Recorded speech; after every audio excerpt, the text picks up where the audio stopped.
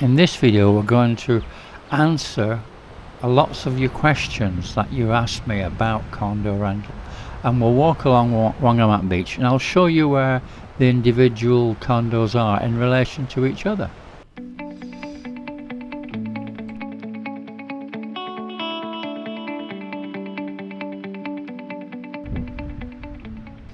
Hi guys, welcome back to the channel. So who can rent a condo? It was one of the questions that has been asked, as though obviously some of you imagine that there's some restriction on it. Some people were saying, do you have to have an expat type visa before you can rent a condo, or this or that? And the answer to that is no. Actually, you don't have to even show a visa in order to rent a condo. Anyone can rent a condo. By the way, that red coloured building in front of us, that's the Centara Grand Mirage Hotel. Beautiful grounds, beautiful hotel, beautiful grounds, but expensive. Anyway, we'll just move on, and I'll tell you more about it. No, you don't have to show your passport. You have to show your passport just to show who you are, but you don't have to show a visa. So if you wanted to come for a month or 2 months on a normal visa, like a tourist visa, and you want to save money and get a better deal by renting a condo as opposed to going to a hotel, then you can do that. You can simply walk in the door of the condo, or go to an agent, either way, and you can simply rent a condo for 1 month or 2 months or 3 months, as long as the owner is able to do that. I mean, some of them say, no, I don't want to do a short-term rent, I want to do 6 months or a year. But as long as the shorter-term rents are available, they'll do it. And there's no restriction with regard to visas. So any of you can do it, okay? Any of you can just walk in and say, I want to rent a condo, and you put your deposit down and you simply rent the condo. In some cases they're very small deposits, so I think you've seen the various ones you've looked at. You don't have to put a big deposit down. You probably won't want to do that if you're only staying for a short time. But yes, you have no problem with regard to the type of visa that you're on. A tourist visa is quite acceptable to rent a condo.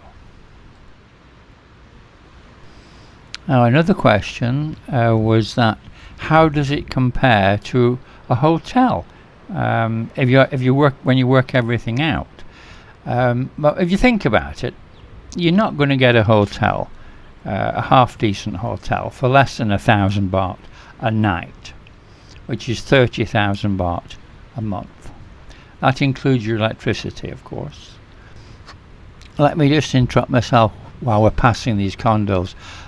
So I'll tell you which they are. The one on the right is the Saranshon, which we have not been to yet. But the one next to that, to the left, that's Sky Beach, which we've been to and I've done videos on that. And then the one to the left of that, as you're looking at it, is Zaire, which we've been to several times. And the one to the left of that is North Point. Okay, so that's just so you know how you've seen the videos, and that's where they are in relation to each other. Okay, and at the bottom, directly below Zaire, which we'll come to in a minute, that's the entrance, the beach entrance to Sky Beach, where that white dome is. But to the left of that, as we walk along, we'll pass the glass house. Anyway, getting back to what we're talking about. Now, a condo, if you're going to get a shorter term condo, you can get one for 10,000 baht a month. You've seen them, I've shown you them already. So 10,000 baht a month as opposed to 30,000 baht a month. Now if you're going to stay for say a couple of months, 2 or 3 months, you can get a deal with a landlord on a condo, and who will do it, say, a lot of you do stay 2 or 3 months. We're not talking about a couple of weeks here, because they won't do that, but they'll do over a month. So the price is massively cheaper. I mean, your electricity is going to cost you what? Even if you leave the aircon on a lot of the time, it's only going to be about 3,000 baht a month. It's not a lot. and then so that puts it from 10,000 up to 13,000 as opposed to 30,000. You see what I mean? So there's a huge difference in price, and people don't seem to realise it. They just book a hotel and pay whatever the hotel asks. And once you get into it, once you understand it, how it all works, you can save massive amounts of money by renting a condo. And what can you spend that money on? I wonder what you can spend the money on. What, beer or girls or whatever, but you've got a massive saving there. So yes, there's a big difference in the price, and it's well worth doing if you can get it organised. I mean, you could always come over and book a hotel for a week and then go running around looking at condos and then take a condo. You could do that. That's one idea you could do.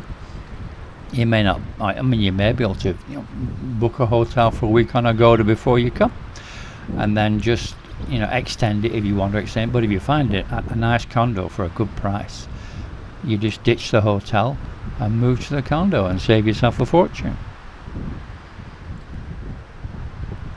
By the way, did you see the glass house? We just passed it there before. That's North Point, which is the most beautiful gardens of anywhere, any condo in the whole of Pattaya. That has the best gardens, North Point. So I'll have a wander along here, and I'll just point out. Oh, this is the beach club, which is another bar and restaurant, and very, very nice. Those lounging day beds, they call them, at the front there, they're available to anyone. You just sit down. The only requirement is that your bill exceeds 1,000 baht, and then you can have the day bed for a few hours if you want to. But it's a lovely place. That it's not cheap, but look where you are. Anyway, getting on to back to the subject. Yeah, another question was, what rights do you have as a tenant? Can the landlord just come and throw you out at any time they want? And really the answer is no, because you make sure you have a contract, and make sure when you pay you get a receipt. And then if there was any problem, you just get onto the tourist police. They would sort it out. You can't do that. Don't worry about that. It's not going to happen. With regard to the deposit, I would only pay 1 month's deposit. I wouldn't pay 2. If they ask for 2, just argue with them about it. It's not really on for a short period to give 2 months deposit.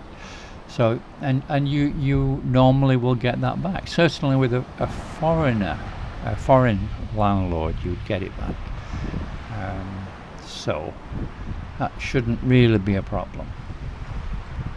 You never pay large amounts up front. Like some people say, oh, if you pay for a year up front or something, you'll get a big deal. Well, yeah, but they could sell the condo out from under you and you wouldn't even know it until it was too late. No, you don't do that. You pay month by month by month, in my opinion. I know other people will say I'm wrong, but that's my opinion. The other thing about electricity prices, needs to be government rate. It's really, they passed a law about 2 or 3 years ago now, saying that they had to actually charge government rate for condos. They're not allowed to charge like we used to charge at one time, 7 baht a unit and 9 baht a unit and what have you. Now government rate's normally around 4.5 baht a unit. I mean, depending on if it's a very small unit or a big unit, it can vary slightly. It can be like 3.8 or 4.5 or it's 4.8. It can vary slightly, but it's basically, that's the sort of ballpark figure we're talking about. Not 7 baht, not 9 baht. So you need to check that and make sure that they're not overcharging you on electricity. If they do, go find a different condo. Just check all these things out before you sign your contract. Now, as far as expats are concerned, we're talking about long term here. Some people were saying, is it better to rent a condo long term, or to buy it? And my opinion is that you're better off renting long term, for various reasons. Because nothing is sort of stable in Thailand. Things can change so much. I mean, you can end up with a massive noisy neighbour can come right next to you. Oh, by the way, that surf and turf restaurant there, that's lovely. That's really nice. Well worth a visit, that place. Anyway, I'm sorry, I'm digressing. We're going back to what we were saying. I mean, I have an Australian friend who ended up buying a condo. He paid like 3.5 million baht for it, and now it's worth 2.5 million baht because the prices have dropped. So, not a good idea, in my opinion, to buy, because it's too unstable. You don't know what's going to happen, especially with this current situation. You've no idea what's going to happen. So I would rent long term. That's just me, but that's what I would advise anyone to do. Not buy at all. Yeah, and talking about noisy neighbours, as I just mentioned, some condos tend to allow Airbnb. Now, in my book, that's a total no-no. If anywhere allows Airbnb, I'm out of there. You know, because what it means is that people are coming on holiday for a week or two, and they're going out to nightclubs and everything, coming home at 4 or 5 in the morning. A group of them, or 2 or 3 people, whatever it is, and they're drunk and they're making a racket. They're screaming and shouting in the hallway and waking everybody up. That's the sort of thing that happens with Airbnb. So if the place does Airbnb, stay away from it. I mean, obviously there's the odd one, like even in Riviera, which doesn't allow it officially. There are still a couple of people who do it, and they're trying to stop it, but it's not easy to stop. But I'm talking about a massive amount of Airbnb, not the odd one here and there. You can probably, be okay with that. And if you're renting, you can move. That's the point. If you do find someone suddenly starts to put an Airbnb very near you and it's waking you up, you just move. That's the whole point about being flexible. So, right, where are we now? We're just coming up toward Park Beach Condo, which is the one with the dome on the top. And then next to that, we've been to Park Beach. Next to that is Wangamat Tower, which we've also been to and had a look. And next to that is Silver Beach, which is we haven't actually been in Silver Beach. And then the one after that, which is just going to peek around the corner as we approach it, is probably the best one of all of these condos, is the Palm. And that's just appearing around the corner there. It's the blue and white coloured one. You'll see it as we approach. Another thing that a lot of you have questioned me on is location, because the 3 main areas I've shown you are Pattaya, which is right down at the bottom, the south end of Pattaya, where the Buddha Hill is, around that area, or central Pattaya, which is where like Grand Avenue and Centara and all those places are, or Wangamat, which is where we are now.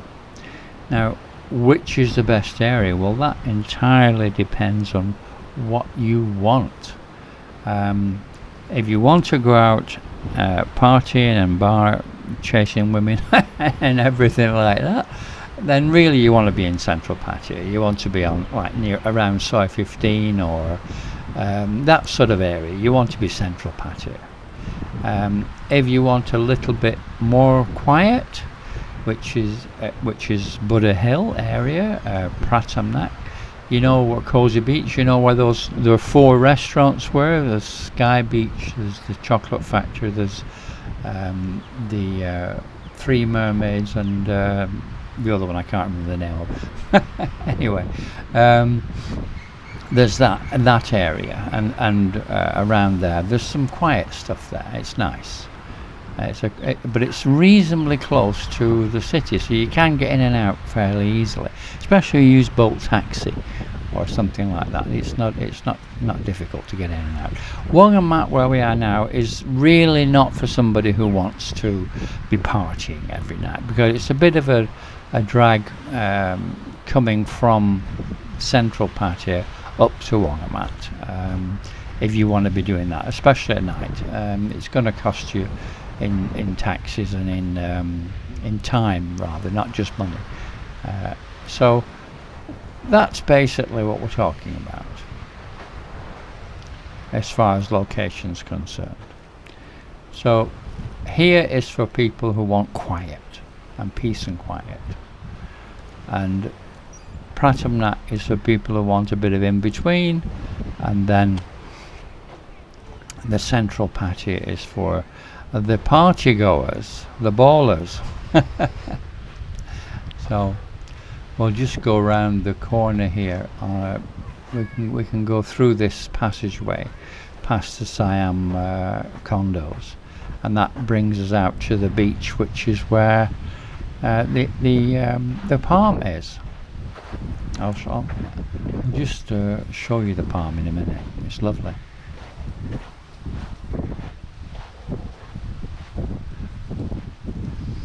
Yeah, a couple of other things which people seem to be curious about and couldn't understand was, they say, well, there's a washing machine in these condos, but there's no dryer.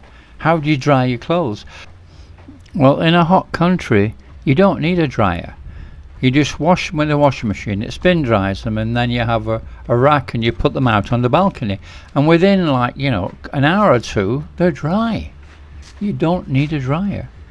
God, I remember when I used to live in Dubai a few years ago before I came here, and I used to wash my work shirts, put them on the line, and like 5 minutes they were dry. Honestly, that's what it's like in a hot country.